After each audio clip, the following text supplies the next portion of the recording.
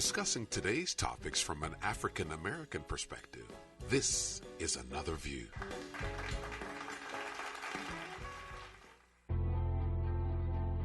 You need to be scared. You need to be concerned. And you need to get your butts moving out of New Orleans. Last night, we began this broadcast saying Katrina was bad, very bad. Last night, we didn't know the half of it. The lower 9th ward of the city is under 5 to 6 feet of water because 3 pumps failed. I want to know what were they doing with all the money that they claim they had for the pumps. They've been saying a big one for years, as long as I can remember. It finally happened, and we're in such disarray. There are reports from New Orleans of people trapped in buildings that have come down around them. They have made desperate calls to 911 asking for help, asking for rescue. People trapped, a lot of them hungry, don't have no water, need medicine. I need insulin right now. Katrina exposed serious problems in our response capability at all levels of government. And to the extent that the federal government didn't fully do its job right, I take responsibility. Some of the news coverage, and then Mayor Ray Nagin delivering the first ever mandatory evacuation order to the citizens of New Orleans. But for far too many people in that city, there was nowhere to go and no way to get there. Hello, everyone, and welcome to Another View. I'm Barbara Ham Lee. Tomorrow marks the 10th year anniversary of Hurricane Katrina, a storm that wreaked havoc on the Gulf Coast, particularly the city of New Orleans, and in its aftermath taught this nation lessons on race and poverty, but also on compassion and action, as people all over the U.S. and the world came together to help those who lost everything in this storm. Today, we're talking with some survivors of Hurricane Katrina.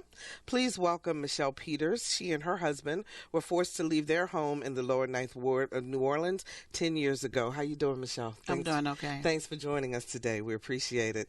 Jeremy Dillon, who was 14 when Katrina hit, and he's now a 24-year-old student at ODU. Hi, Jeremy. How are you? I'm doing good. Good. Thank you so much for joining us. And Reverend William Tyree III, who is pastor of First Baptist Church, Berkley, a church that was instrumental in helping families relocate after Katrina. And in full disclosure, Reverend Tyree is my pastor. How are you?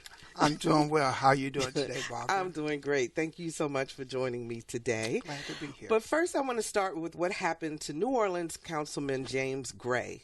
10 years ago, Councilman Gray was a private citizen, but what he encountered on the day of Katrina and the years to follow would motivate him to run for office. He recently shared his personal accounts of how this violent storm impacted his family, the lower 9th ward, and the city of New Orleans. My wife and daughter, of all things, were on a cruise in the Gulf of Mexico. Communications was destroyed, so there was at least a 20-hour period where I didn't know where they were, and the last place they were was in the middle of the Gulf of Mexico, sharing space with Katrina. They ended up getting diverted to Houston and flying into Baton Rouge.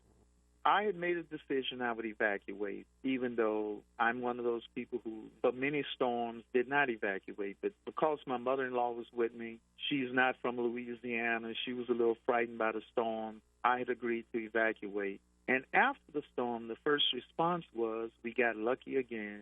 It was not a big storm.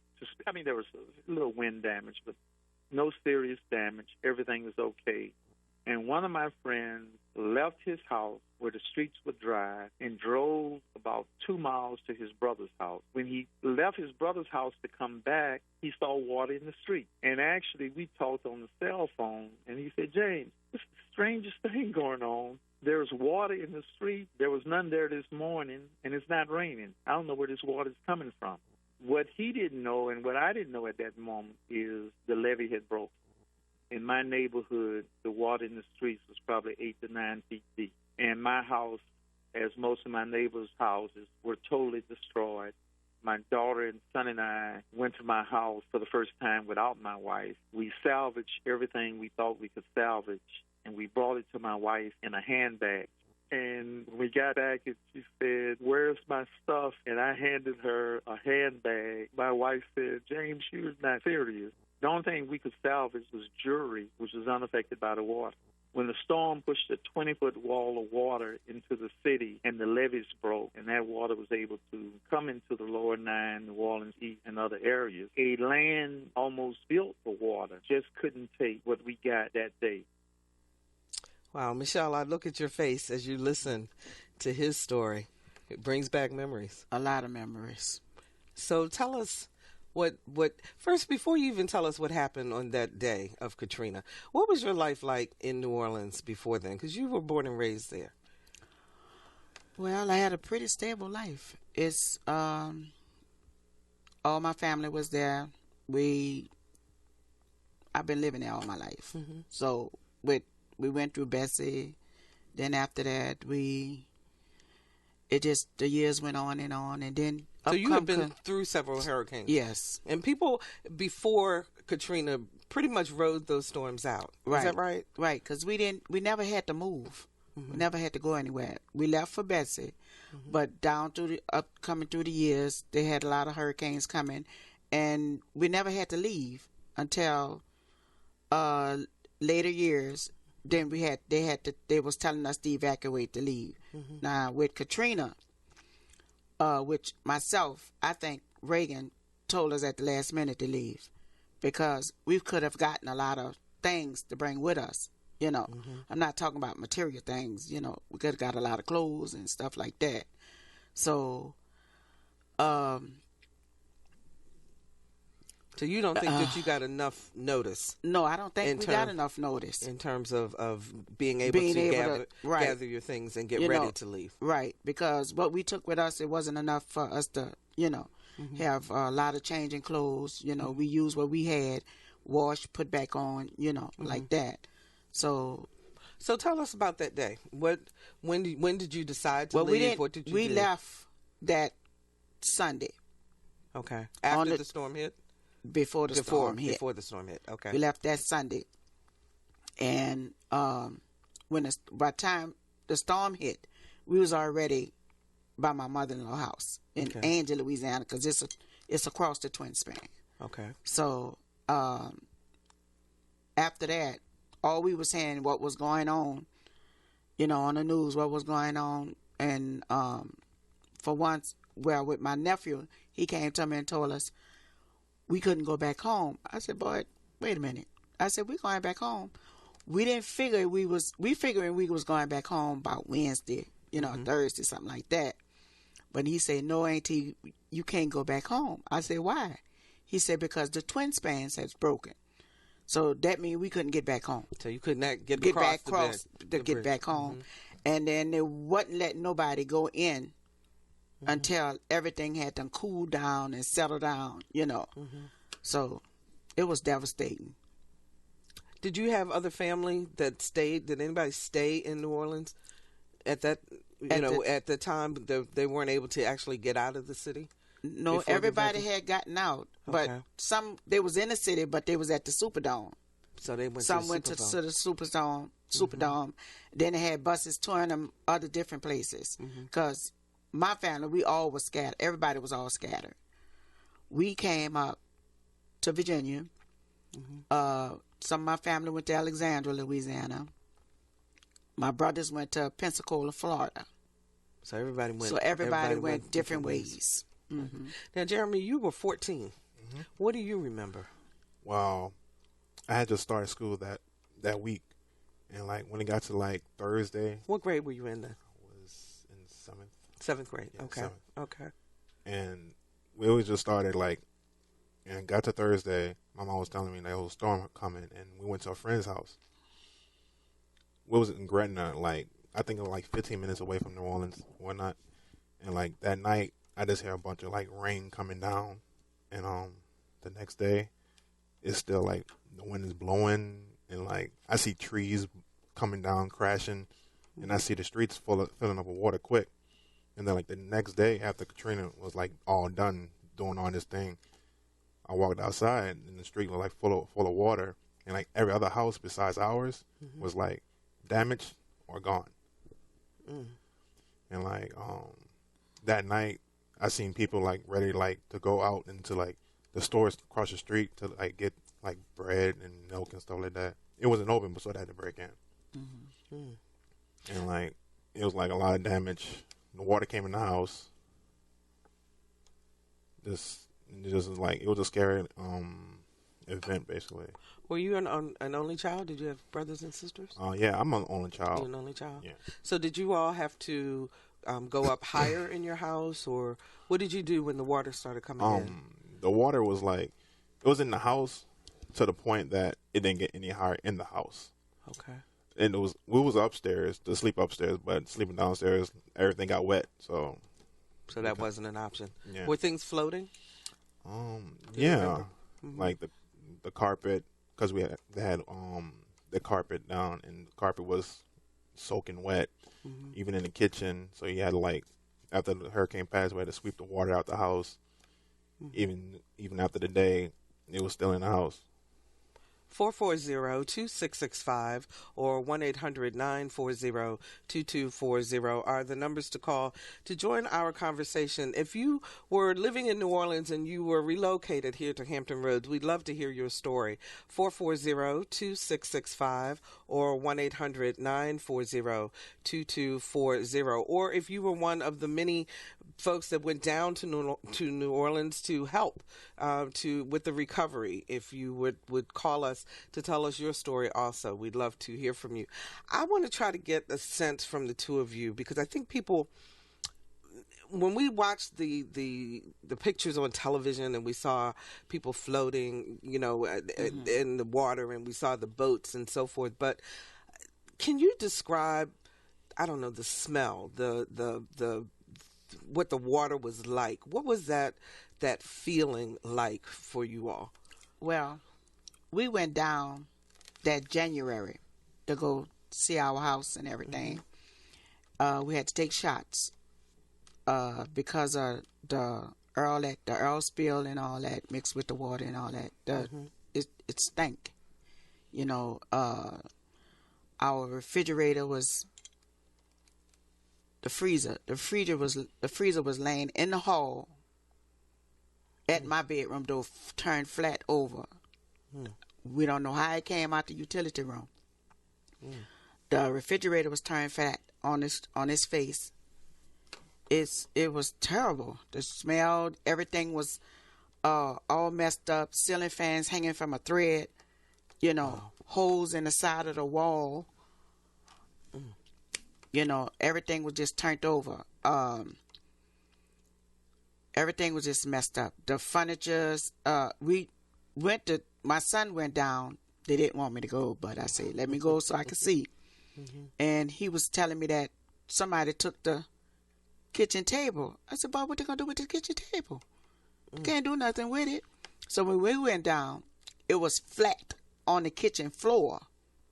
So it had gone through the kitchen floor? It was just broken down to the floor. Wow. The water just took it, like the legs just off. Just went off. The cabinets, everything just tore up. The bed was turned. My bed was turned like it was cocked up. The clothes in the closet was on the floor. None but one coat was in that closet. A plaid coat. Which I had some money in. And that was the only thing that was in that closet.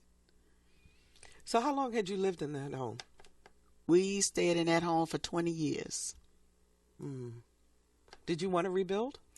We did, but coming from what we paid for our home was $42,500. It would have taken us $200 and something thousand to rebuild that house back, and then the insurance would have been higher. Okay, it wasn't no way we could do it, and from what I've heard, people was getting their houses renovated, and they had the contractors taking people money, not finishing their job. We wasn't gonna go through that. So when we was already up here, so we well, what made you decide to come to Hampton Roads? Well, my brother-in-law and his wife stays here, and they belongs to First Baptist South here, Reverend Tolliver. And Reverend Tolliver in the church, they asked, did you have any family members down in Katrina. And if they decide they want to come up here, let us know, and they'll put us up for 6 months. And we traveled up here and followed them. That's how we got up here. Okay. Reverend Tyree, so First Baptist Berkley also got involved in terms of helping families relocate. What was the impetus? Was it because of families in the church itself, or was it just because you saw the devastation and knew you had to do something to help? It was a combination of things, Barbara. Let me say first, certainly my heart goes out to those who were directly affected, whose lives have been displaced and futures permanently altered. I knew that there would be many people who would look at the storm of that magnitude and would surmise that this was an act of God. The God I serve is a God of compassion who works through people.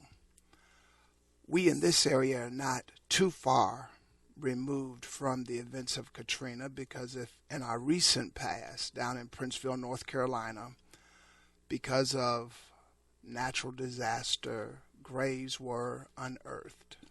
We had a team of people who saw and witnessed firsthand just the amount of devastation that could come through water damage, both loss of human life, the stench, the diseases that are prevalent and present, and just what it takes to rebuild. So there were several factors that were at work for us as a congregation. One was the reality that as a church, our life as a community of faith is manifested locally, even though we are part of a global community. And so there were brothers and sisters, men and women of faith, and certainly just human beings who needed to see the hand of God at work through people who have hearts of compassion. Yes. So we started by canvassing members of our congregation, and we did at that time have 2 families who were directly affected. One member of our congregation, her father and brother were living there, and in working through them, we were ascertaining what we could do to help, and they did not need any direct support from us. The other family had relocated to Houston, Texas, and they were doing well and did not need any direct support from us.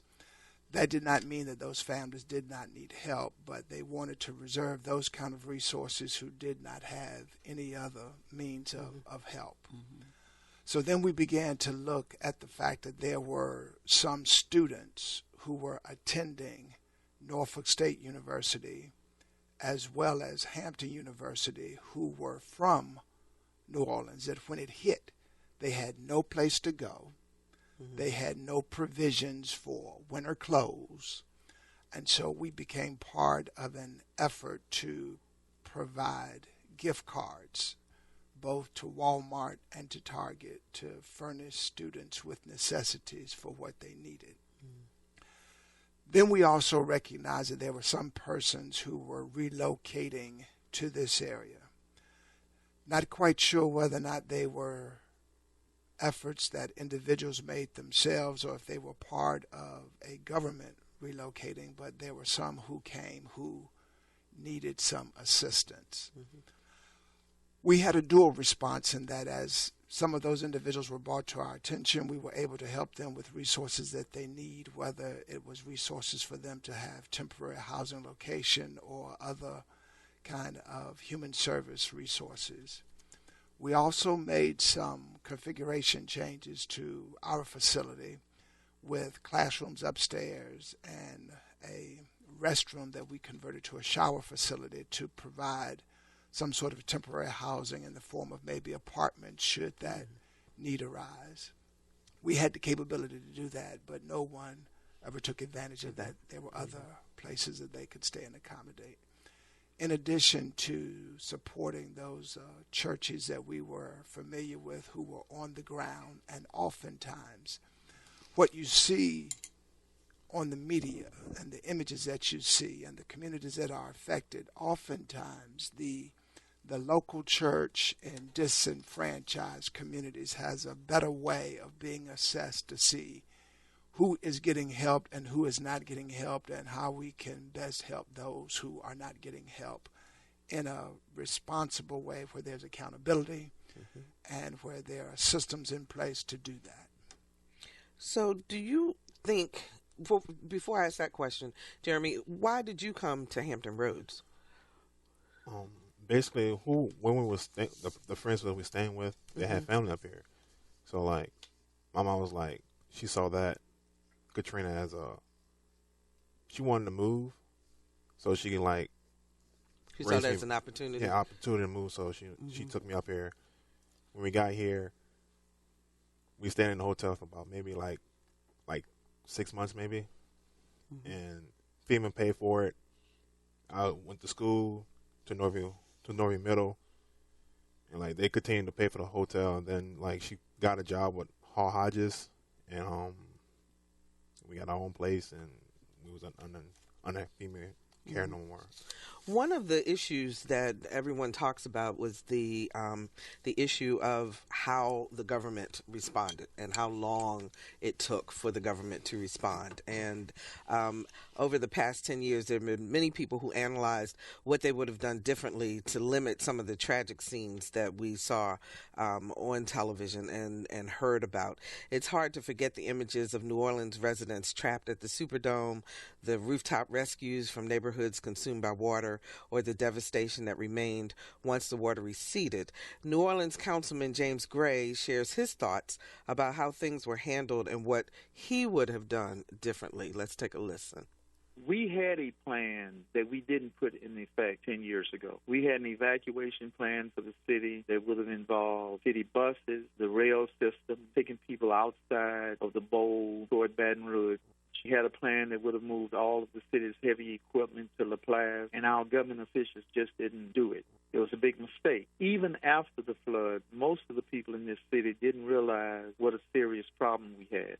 There were men at a water pumping station on the West Bank. We were told that it was important to keep that station going because it was the only fresh water that was undamaged in the city. A number of us came with 2 truckloads of food and supplies to go to them to say, you need to stay here because what you're doing is important. And incidentally, we were able to drive into the city without getting our tires wet. We came up I-10 at 3:20. We went around the city and came in from the west.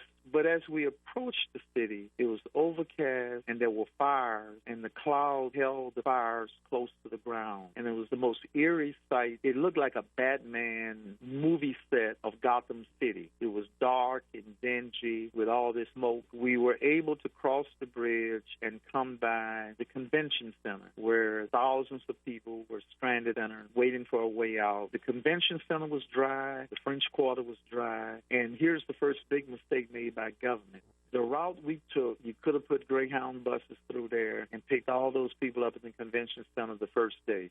Somehow that didn't happen.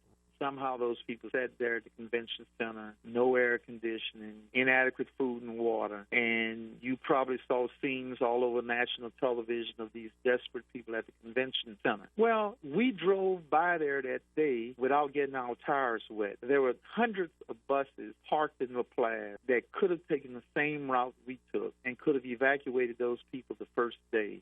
But somehow government couldn't get that right. And those buses parked in La Place, which is about 30 miles away, never came into the city. Let's go a little bit further. If you're from New Orleans, you might know that the Superdome is connected to the Hyatt Hotel, which was connected to an office building. You could walk from the Superdome. The Superdome had water around it, maybe 6 feet of water. But you could walk from the Superdome through the Hyatt, through that office building to Loyola Avenue, and on Loyola Avenue, the water was only about knee-deep. A Greyhound bus could have driven in that water. Those people could have all been evacuated the first day and could have driven out of the city. And the deepest the water ever would have been is the maybe knee-deep water that you would have had there on Loyola. But again, somehow the people making decisions didn't figure that out and left those people in the Superdome for far too long. The other thing about the Superdome, they had enough food to feed all those people for weeks.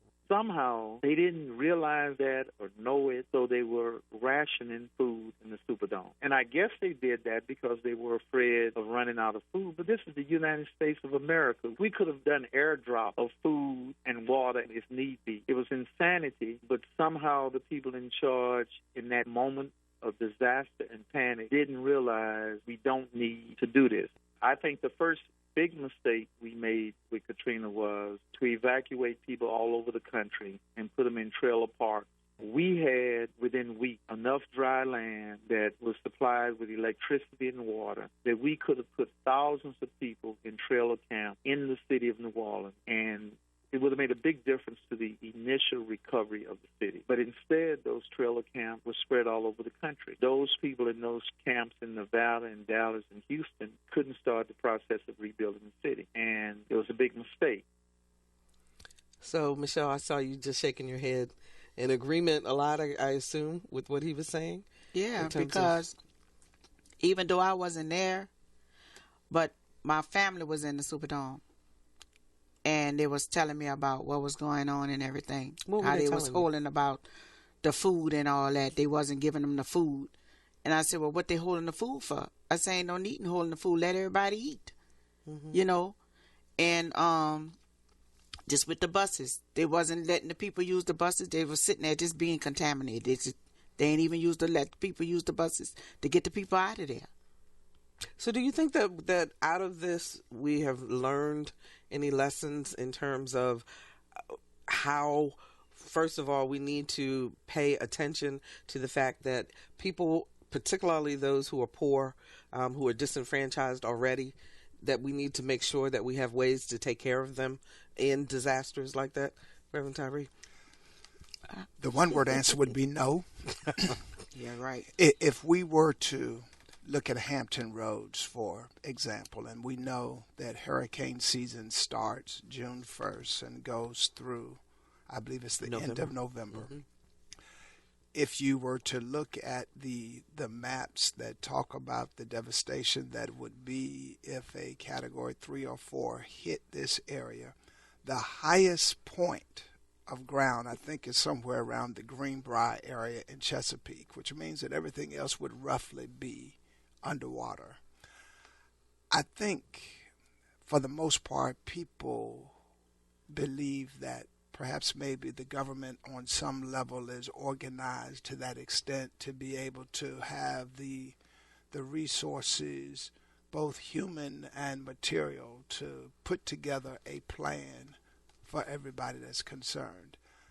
I think families need to have plans for how family will connect with other family members should something happen. Right. That there ought to be in large assemblies, a church, a synagogue, a community center, some sort of evacuation plan that's posted where people can say, this is where we will meet should something take place. We're seeing more and more, not just with natural disasters, but just with the human condition and people doing random acts of violence, where those kinds of foresight and thinking need to take place and not put the onus on the government to be able to do that.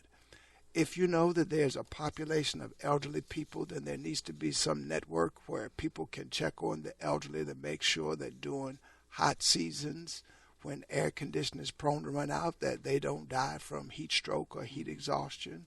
During cold season, that people using space heaters don't die from carbon monoxide poisoning or things like that.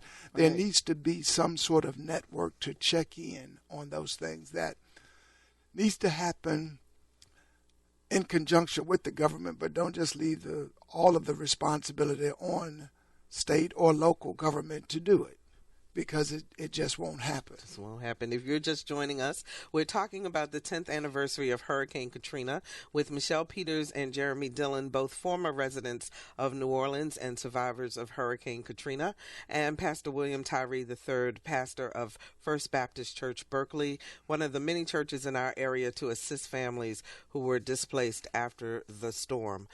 You know, I keep hearing in my mind and remembering watching the people, Ray Nagin and others saying, we need help. You guys have got to come down here and help us. You know, I wonder how you all feel about the fact that because this was the majority of the damage was being done in the Ninth Ward. I wonder if you two can talk to us about the makeup of the Ninth Ward and what it was about prior to Katrina, and how the government treated the Ninth Ward prior to Katrina. Can you talk about that in terms of who lived there, what was going on there in terms of the economy, what was happening in that area? Well, we pretty much we live neighborly, you know. We all, and where I was staying at, and from where I was staying at before, we always live neighborly. You know, we got along. That's important because you don't never know who you're gonna need. So the life we lived there, it was pretty good. We didn't have all the killing and stuff that going on, killing and all that and stealing that went on, but it wasn't going on as bad as it is now. So the life we was living there was pretty decent. Yeah. And in the Ninth Ward, it had all types of socioeconomic levels. Is that right? In other words, because the media presented it as if everybody that lived in the lower Ninth Ward was dirt poor. That's the way it was presented in the media. Is that true? Well, not all true. I say it like this: if the individual themselves, how should I put this? If you want to make it, you gotta economize. You gotta economize on what you're doing. So in other words, it was a working class neighborhood. Yeah, correct. So if you just say you want to get your child this pair of shoes, you got to sacrifice and get them shoes.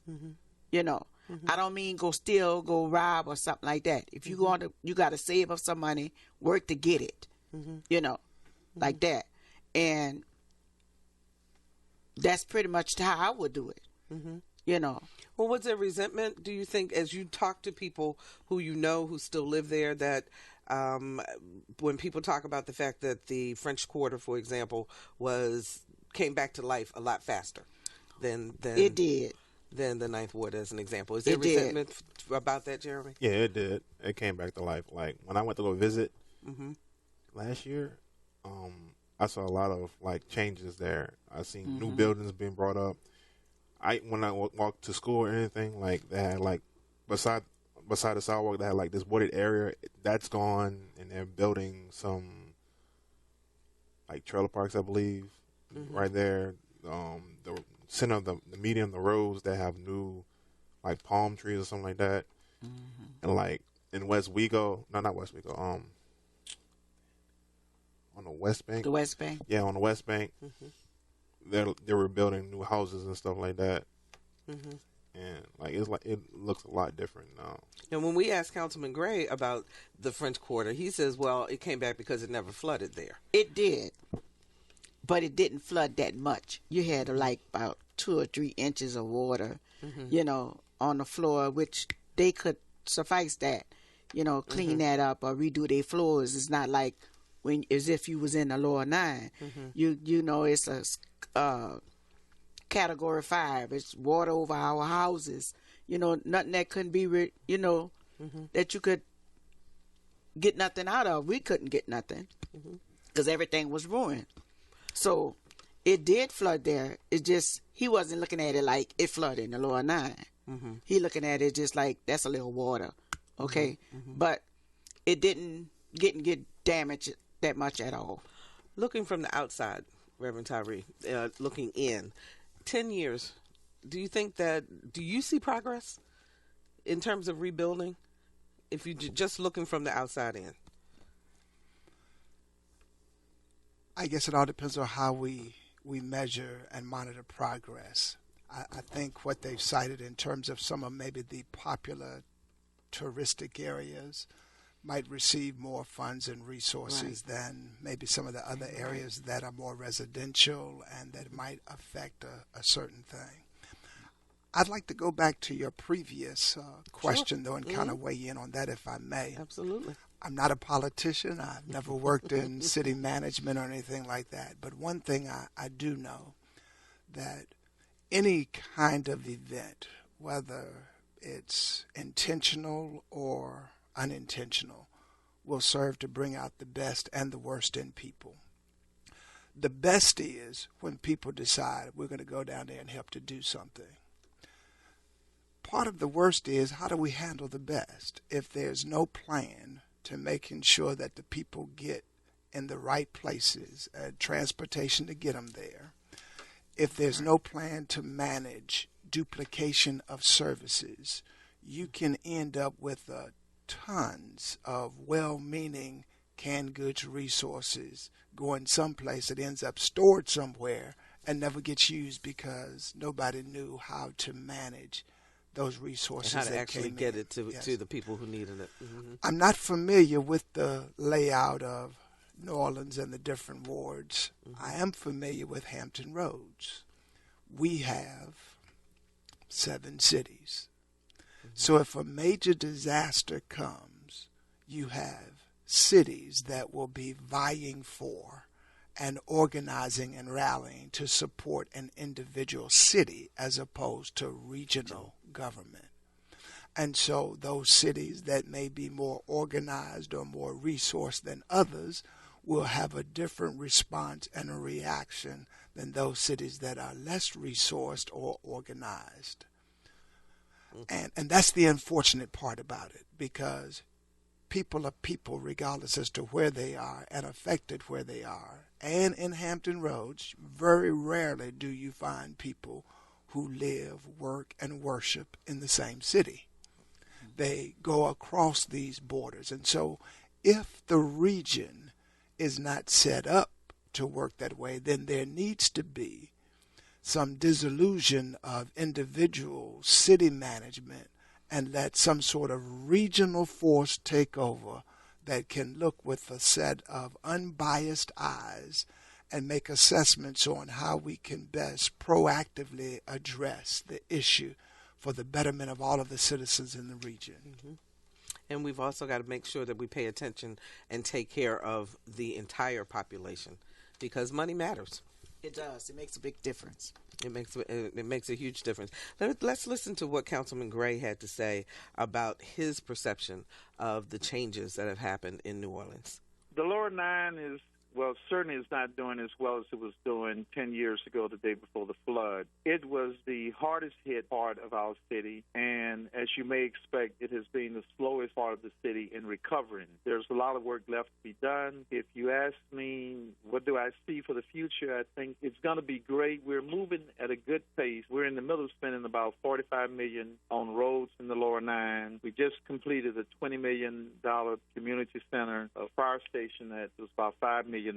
The school system will finish in January, a $37 million high school. We had a groundbreaking Friday for a new CVS. We've started construction on a $2 million retail center. There's a lot going on for many people very late, and I agree with that assessment. But right now we're on the move, and we hope that movement will continue. I've surveyed the work on the levees. I think the Corps of Engineers have done a great job. Levees that were built by farmers 150 years ago have been replaced by the best engineering minds in this country and in the world. I anticipate the Lower Nine is going to not only return to what it was, it's going to be better. Okay. He's pretty optimistic. What do you think, Jeremy? Would you go back? I wouldn't want to. I would go back to like to visit, but like how I see it, I'm growing up, like a little older. I don't want to be in like one place. I like, since I came up here, I noticed like there's other things out there. Mm-hmm. So you have no desire to go back there to live, mainly because you were young then, and you want to explore more of the United States. Okay. Yeah, like because when I first came up here, I wanted to go back. I did, like I wanted to go back because like all these new people coming up to me at school, it was like, oh, you from Katrina, I'm sorry. I got tired of that. I got really tired of that. You know, I was going to ask you, what was it like adjusting? Because I want to get from a child's perspective and then from an adult's perspective, because it must have been a lot. You had the storm, but then you had also to deal with new Yeah, I left new my people. my friends. They went to other places and everything. Mm-hmm. When I came up here, I was like, I don't want to be here. The teachers are talking to me and everything, like, I need you to do this and this and this and this. And then this got to be due next week. I'm like, I want to go home. No, you want to go home? No, I'm going to go back to New Orleans. And, like, the counselors at the school, they had, like, a group session. I think they had, like, 2 or 3 other students that were there. And I was the only one that stayed because my mom didn't want to leave. So it was hard to adjust. I'm a people person because people just like, they're just like, hi, my name is this. I'm like, I just want to be alone right now. Leave me alone. But I had to adjust for the better good. So that after a while, you just got used to it. Just got used to it. Just got over it and be like, I'm not going nowhere. Do you like living here now? I mean, it's decent. It's decent. I like Ringing endorsement. I like it. I like it. Made a lot of friends. I made a lot of friends. Finished high school, college, working. I like it, but don't want to be here that long. Okay. Yeah. What was it like for you, Michelle? Pretty much what Jeremy said, but it grew on us. Day to day, you know, we just dealing with different things, you know. And then my daughter, I really don't think she really accepted a lot of stuff because. So you came, your husband came. My daughter and my 2 granddaughters. And your 2 granddaughters, okay. Yes, so okay. We gradually just got immune to, you know, but the people up here, you in New Orleans, we used to say, good morning, good evening, you know, you have a good day. Up here, you say good morning, they look at you like, it's so rude. Where you come from? You know, like, then I'm a person. When I get my hair fixed, I keep my rollers until I get ready to take them out. Oh. When I get, like I get it fixed on a Friday, I take them out Sunday morning going to church. Look at me strange and say, oh, she going with the rollers in her hair. So the customs are different. And I look and say, good morning. And keep it rolling. You know what I'm saying? So it's just, yeah, you got to get accustomed. We've really got accustomed to it up here. But I like it. So I love it. Living here? Yeah, I'm not going back. Learning how to get around. Oh, yes, Lord, because I ain't no interstate person. No, flat on the ground. How about the tunnels? I don't go to tunnels. Drive no tunnels. Nah, I don't even like them. But if my daughter drives them, if I be in a vehicle with her and she drives through there, it's okay. So other than that. How old were your grandchildren when they relocated? Mija was 2 and Melena was 3. Okay, so they really don't remember. No. In terms of, this has always been home. This always been home. Been home for them. Yeah. Okay. Yeah. So go ahead. They've described 2 different perspectives and almost the same perspective of the human condition, though. Jeremy was young enough to be homesick, but yet now, in retrospect, looking at new possibilities and different things. Mrs. Peters, 10 years ago, was able to make that adjustment. Let's look at the senior citizens or the people who all of their life and energy has gone into home ownership, making this place our place, who don't have the energy or the desire to want to start over from scratch. On the surface, we can say, yes, you need to relocate because a storm is coming. Which is worse, to die in a storm or to die a slow death having to rebuild, meet new friends, yes, get established all over again. Right. And unfortunately, because this area is such a transient area because of military, we're constantly used to an influx and exodus of people. So we're less sensitive to how we can better meet the needs of people who are here not by choice, but by force, and how we can help them adjust culturally, socially, economically, mentally, physically, spiritually, and address the issues of the whole person, not just the material part, but the other intangible aspects of what it means to be a human being and a person living in America and at the same time displaced. Because what we haven't talked about, I was going to ask you about that, is what we did here. People being referred to as refugees, as opposed to displaced Americans. And seeing the images of looting, some folk would categorize that one way, as opposed to seeing the outcry of desperation because of the human condition that is now suffering because there's no organized system of management and addressing the needs of a person. Those are things that oftentimes get overlooked because it deals with the rehumanization of a person once something like that has taken place in their life. And when you displace people also, and they don't have they didn't have means to begin with, and they still don't have means once they're put into a brand new environment, then they've got everything to have to deal with all over again. And so that's a lot. I want to ask you also, in terms of feeding the spiritual soul, as you go through this situation, how did you help people to be able to, and I want to hear your response to this too. Did you have moments, and you as a pastor, how did you help people get through moments of maybe doubt or frustration when you would say, from a spiritual level, why is this happening? Why did I have to come here? Why did I have to go through this? Or did you ask that question? Not in so many words, because like I said, Reverend Tolliver and the church, well, before that, when we was at my mother-in-law's house, we had to go there. I was just thinking when we was going back home. That's all I was thinking about.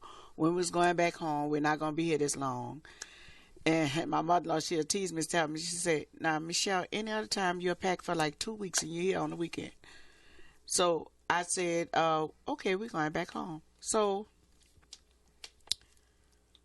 lost my thought. I was just asking, did you have a question?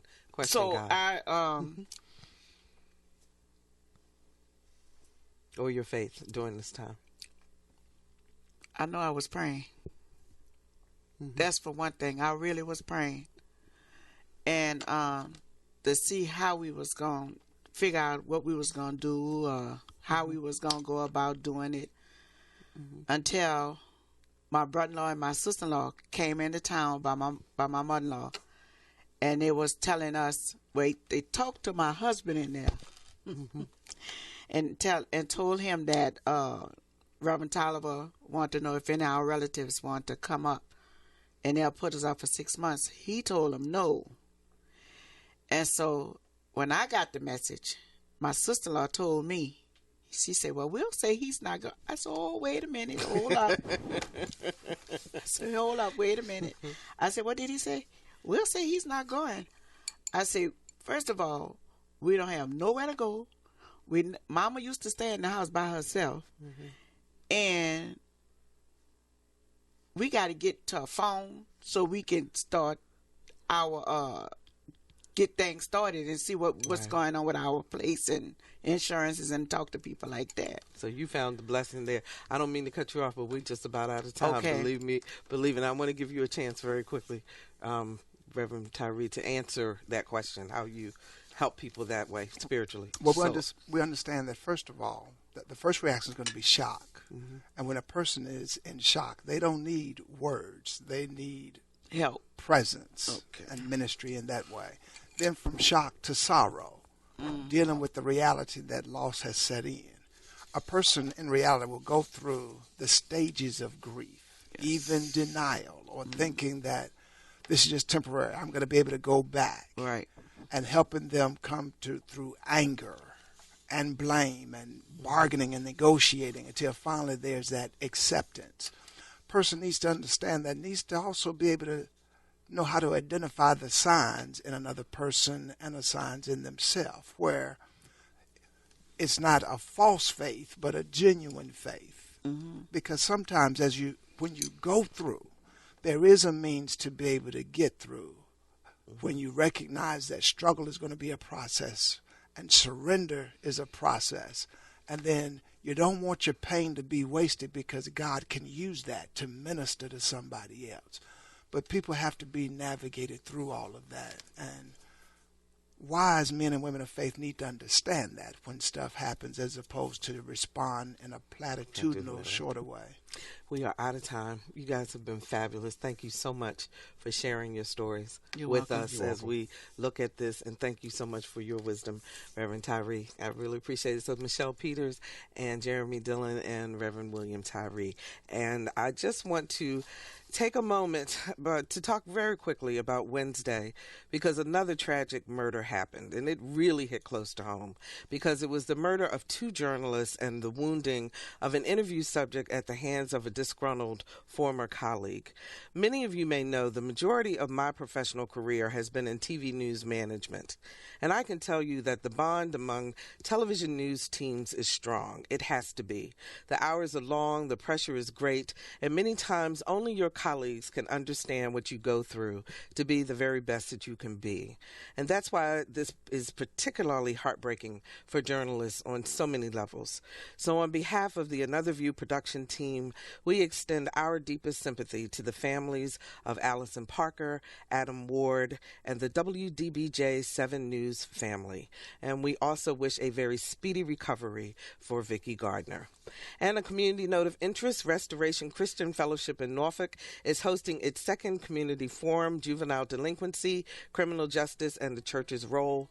Mayor Paul Frame, NRHA Commissioner Alberto Albert, and other community leaders will lead a community discussion. Everyone is invited to attend. It is Monday, August 31st at 6 p.m., Restoration Christian Fellowship, East Little Creek Road in Norfolk, and rcfchurch.net for more information. Next week, a brand new initiative for Another View called Race. Let's Talk About It. We'll tell you all about it. Our theme music was composed and performed by Jay Sennett. Lisa Godley is our show producer. Victor Bowen is our audio engineer. And Kamaria Mason was going to answer our phones. I'm Barbara Hamley. Make it a fantastic weekend, everyone. Let's get together again next Friday at noon for Another View.